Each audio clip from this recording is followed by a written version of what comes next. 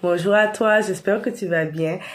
Et aujourd'hui, c'est un plaisir pour moi de te retrouver sur la chaîne La Femme Restaurée. Et je viens avec cette petite vidéo tout d'abord pour te souhaiter une bonne et heureuse année 2026. Et oui, nous avons passé 2025 et nous avons vu 2026. Et c'est vraiment, nous devons remercier Dieu, nous devons lui rendre grâce, car beaucoup n'ont pas eu cette chance, ce privilège de voir cette année. Mais nous ne sommes pas meilleurs qu'une autre, mais c'est une grâce d'avoir passé cette année, d'être en vie, d'être en bonne santé. Et si tu es là encore, c'est que le Seigneur n'a pas fini avec toi. Donc vraiment, remercions Dieu, louons Dieu, que ce soit pour les bons, les mauvais moments, que ce soit parce que les choses ne se sont pas passées comme on le souhaite, mais nous sommes encore là et en vie avec nos proches et en santé, et c'est le plus important. Donc, je t'invite vraiment à remercier Dieu et à lui rendre grâce pour cette nouvelle année et vraiment à t'attendre au meilleur. Attends-toi vraiment au meilleur avec Dieu. Pars avec cette mentalité, cette vision que cette année avec le Seigneur, tu vas tout conquérir. Cette année, tu vas dominer. Pars déjà avec cet état d'esprit de dominant, de conquérant. Et vraiment, je t'invite aussi pour commencer cette année vraiment à poser les bons fondements avec Christ, à vraiment remettre cette année dans les mains du Seigneur, afin que ça soit sa volonté qui s'accomplisse et non ta volonté. Et vraiment ne pas te relâcher dans la prière, toujours persévérer, chercher la face de Dieu. Vraiment cette année, continue à te rapprocher du Seigneur, à être plus intime avec lui, à grandir spirituellement, à vouloir acquérir de nouvelles choses encore avec lui, acquérir de nouvelles compétences. Parce que année après année, quand le temps passe, nous devons grandir, évoluer avec Dieu. Ne pas rester au même stade, ne pas rester des bébés spirituels, mais chercher à croître avec Dieu, chercher à s'intéresser encore plus au royaume, à notre Dieu, à ses intérêts, à ce qu'il attend de nous, à ce qu'il veut de toi, ce qu'il veut de toi, pour que tu sois là où est-ce qu'il veut que tu sois, pour que tu puisses faire ce qu'il attend de toi. Vraiment maintenant que tu poses les bases, les fondements avec Dieu, pour qu'il puisse guider tes pas, pour qu'il puisse te diriger, tu plantes les graines maintenant afin que tu puisses voir les fruits dans quelques mois, dans quelques années. C'est maintenant que tu dois poser les fondements.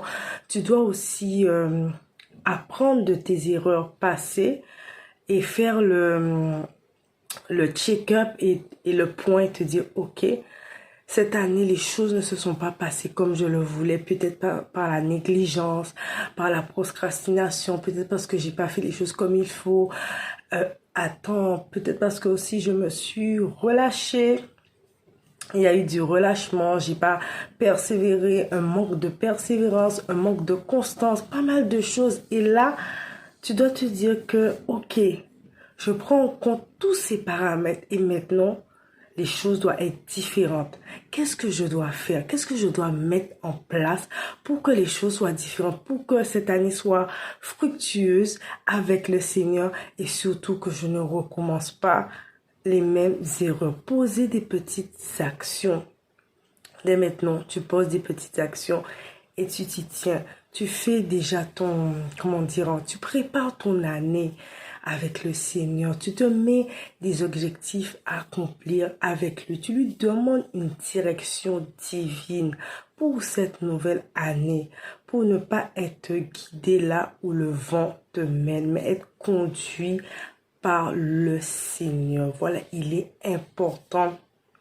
Nous ne devons pas, année après année, reproduire les mêmes choses, les mêmes cycles, mais nous devons chercher plus. Nous devons chercher à évoluer, à être une nouvelle version de nous-mêmes, à prospérer avec le Seigneur, car c'est ce qu'il veut, qu'on prospère à tous égards. Il veut que l'on croître dans tous les aspects de nos vies. Donc, c'est vraiment important que tu te poses et que tu fasses vraiment ce calcul de l'année passée, des bonnes et des mauvaises choses et de tes objectifs et de tirer de toutes ces expériences, que ce soit le bon et le mauvais, pour pouvoir cette année repartir de bons pieds, avec des bons fondements, à poser les bonnes actions pour pouvoir accomplir ce que Dieu veut pour toi.